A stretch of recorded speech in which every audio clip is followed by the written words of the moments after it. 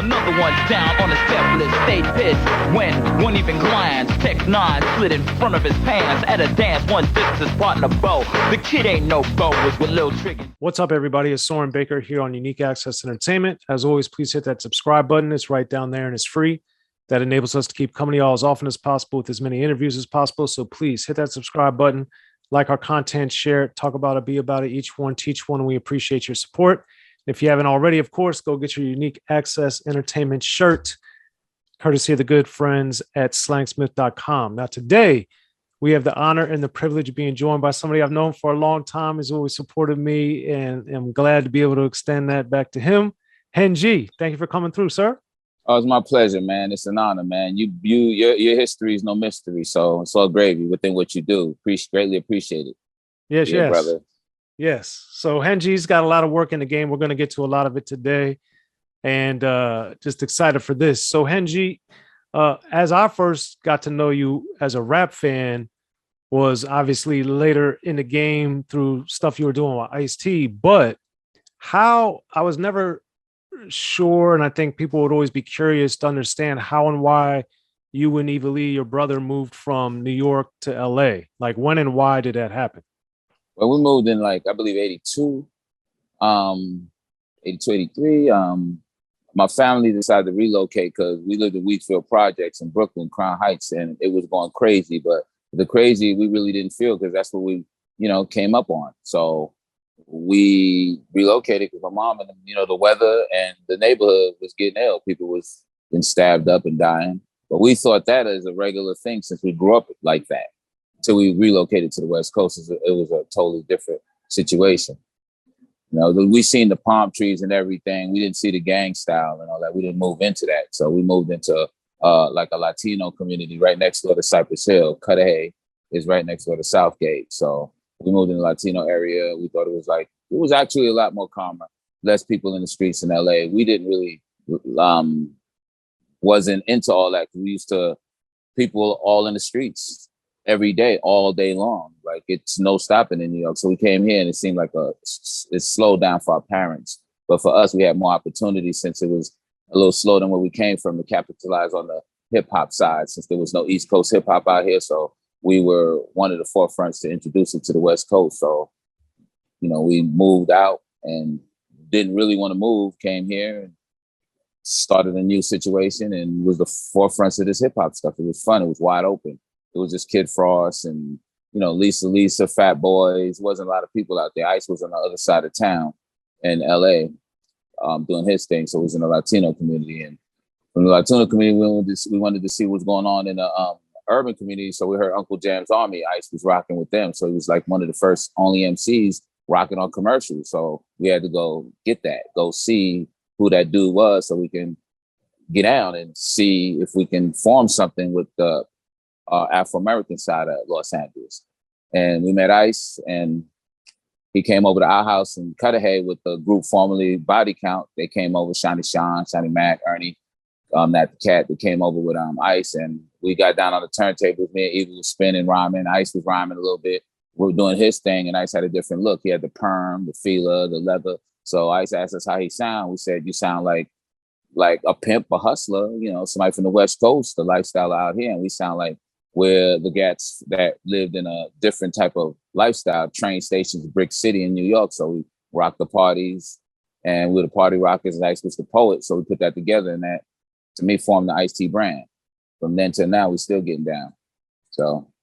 Yeah. And obviously, congratulations to Ice for all that he's been doing and to you as well. And Evil Lee for still being there every step of the way. It's a testament to, I think, what Rhyme Syndicate was and what it remains to be, yes, which I think is one of, if not the most underrated family tree in rap history, part of which we're about to get to right now. So with that being said, with Rhyme Syndicate, there were so many rappers.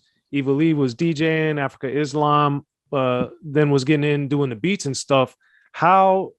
What was it like since Ice had known some of these guys a long time and then you guys were getting into the fold? How did you and Ice, you and Africa Islam, you and Bronx Style Bob, you and Donald D, like how did you and Evil Lee kind of fit in so naturally and seamlessly to all that? We were before all of that. First off, it was Evil, Ice, and I. We were gonna have a group called the Evil Three MCs. We had a hot little record on the radio, just talking about females. You know, they all the same. It's funny when Ice and Evil sees that, but yeah, we were gonna be a group. Then after that, the Syndicate came. We had all of a sudden meeting different cats from Los Angeles, and Ice had his old school friends as well. So like Nat the Cat, you know, Nat Rap, and the other ones, Divine Styler, Def Jeff. Those were my friends. The 783 with Muggs before he was Cypress Hill. Brett and Sean are from New York City, from Brooklyn. So we were rocking prior to all of that. D.O.C, Aladdin, you know, we were rocking in the streets. Ice was doing the hustle stuff. So we kind of brought a lot of stuff to the table. And Ice brought his knowledge, and Ice was older than us. So he was driving the car. So he had all the ideas. We were listening. We were the young cats. So we had Tim Story, the big director, Tim Story, him and Crush at TDF. You know, it was a lot of Everlast, House of Pain. You know, he was down with us, and DJ Pooh, Toddy T, Hijack from Europe. We always forget about them. Bango from Ohio.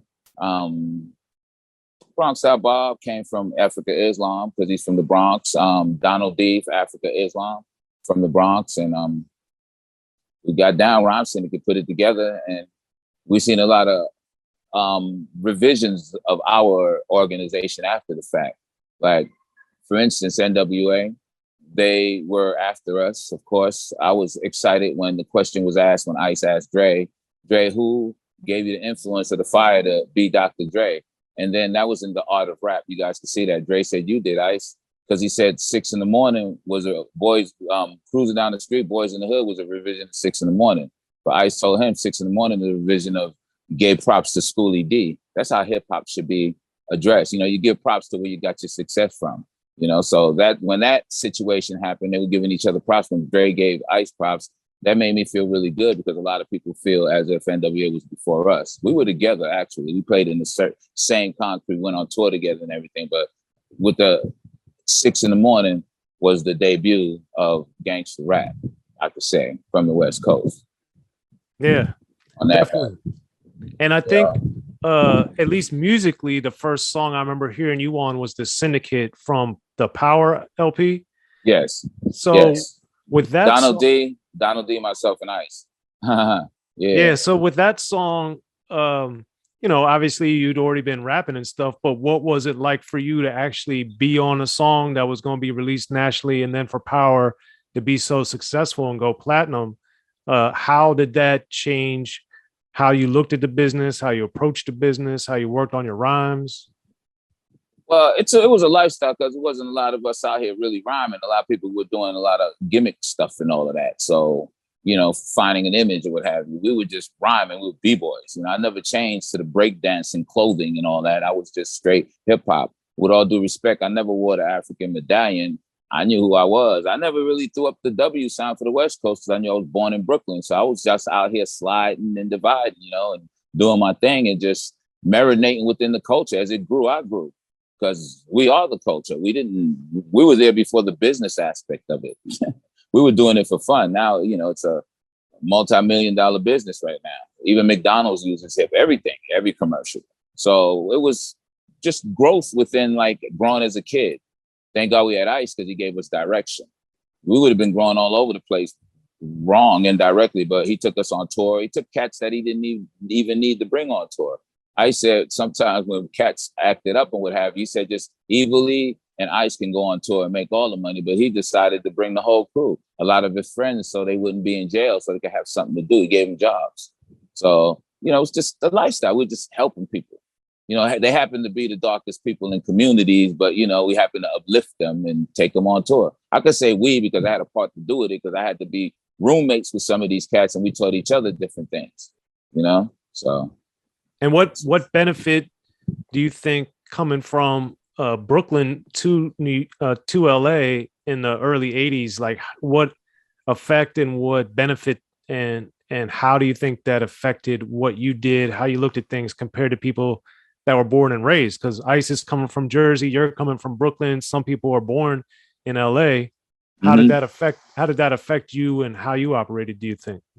I was different, man. I was laughed at when the leather jackets and the hats when we was wearing it in the streets, but Run DMC made it international. So people started calling us, me and Evil, Run DMC when we had our leather stuff. So it was kind of different. We was kind of before our time, you can say. We had the information from the streets before it went pop. So when we came out, it was just totally different because we were doing a lot of the stuff that they seen in the breaking movies after the fact they seen us doing it out here. Because we came out here before the breaking movies and all that. So they seen the originality of where we came from, so that's what it was. I was happy enough to become one of the DJs on K-Day as a mix master. Tony G told Greg Mack that there's some Afro-Latino brothers that's rocking the Latin community, and we happen to pack up this place called La Casa Camino Real, where I can say that we brung the black and brown together within that situation when Greg met the Teddy Boys. It was a different production company, and then Greg Mack, K-Day started doing commercials, and that's when the Afro-American gangs as well participated in a lot of those Latino community parties. So we just mixed it up back in the days. I think I was the one to put black and brown within this hip hop stuff early on that note, and showing each community that it doesn't matter, even though they were like racial wars that Evil and I didn't even know we was in the middle of because we was just entertaining through music.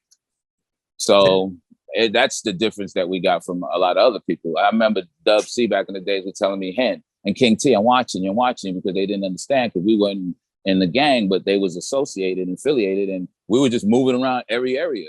We went to this place called Skateland with Ice also over there in Compton, and that's Only Bloods. Then we went to World on Wheels in LA. So, we were just basically moving around, and that wasn't really acceptable at that time. So that's the difference that, Evil and I had from everybody else in LA. We went through every war zone and we didn't see it as it was a war zone because that's naturally how we do it in Brooklyn. We go through anywhere. So that was the difference here. That's why I like LA. Yeah, LA is the place. Sounds crazy. And everybody can't maneuver around LA. Yeah.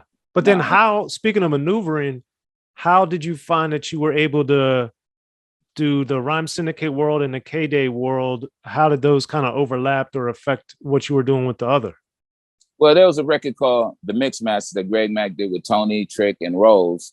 And it was called The Mix Masters. And I had an ultimatum Greg gave me. He said, well, Ice and Evil was getting ready to go on tour because 6 in the morning was getting hot and the colors was coming. And then Greg said, yo, you want to get down with us or you want to get down with your brother and them? Because of course, the decision I'm here talking about Rhyme Syndicate. So I just basically jetted out of that situation, not wanting to do the song with Greg on MCA. MCA was such a big thing back in the days. And I just went with family. So that separated me from K-Day at the time. And I still was a mix master at the best time when we had awards saying we had the best mix master show, the best traffic jam show, the best Saturday night jam show when I was up there with Joe Cooley, Jammin' Gemini, and Tony G. So we were the mix masters doing our thing. So that what separated me from the situation with Rhyme Syndicate and K-Day was that I had an ultimatum with Greg, but then I wasn't really worried about it because Evil and Ice went on tour prior and they didn't take me, and I was pretty pissed off. That's how I became a mix master hustling. But Ice said he wanted me to finish school. Ain't that crazy? He still says that till this day. So I was all over the place back in the days. I was trying to find myself, but through hip hop. I just kept pushing. I like entertaining people and making them raise their hands in the air, the hardest people in the world, so. Well, did you go and finish school like Ice wanted? Yeah, I did. I went to business college and took business accounting, and Ice gave me some work also after that, after I kind of decided to slow down on the rhyme. So I was associate producer putting records together with Ice for him, getting the celebrities, same thing I do now, getting the celebrities, putting the information for the record to be registered, what have you, and all that. I did all that as a youngster when I was fading out of my rap situation because I wanted to be involved with the business aspect of it anyway, like I am now. Right. 20% times 5 is 100. So, that's a better shot. Take 5 shots to the basket versus 1. Absolutely. Absolutely.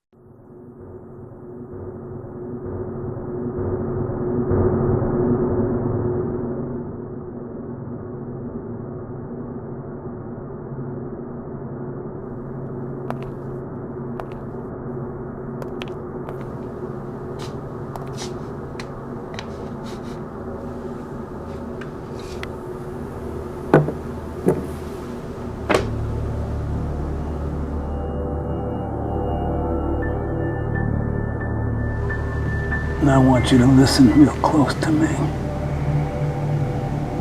I'm gonna ask you some real simple questions, and I want some real simple answers.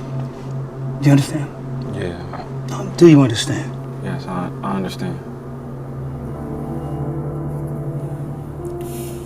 You said that you couldn't have possibly been at the crime scene at 11:15 because you were in the bookstore buying my audio book and my hardcover book at 11:15 when the crime scene occurred in Soren's book. The history of gangster rap. So you couldn't have been at the crime scene because you were buying the books. Right. At 11:15, I was at the bookstore at 11:15, and when I bought the books and accidentally left them at the store.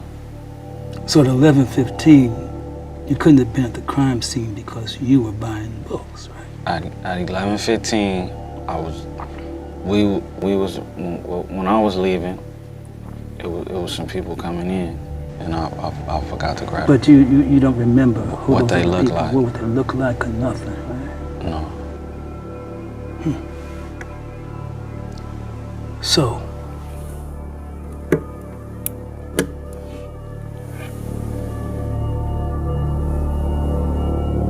at 12:15, you in the bookstore buying my audio book and hardcover book and Soren's book at 12:15. So you couldn't have been at the scene because you were buying the books, right?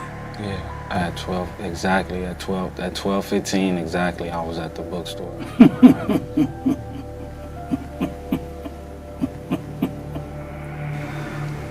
Now you see.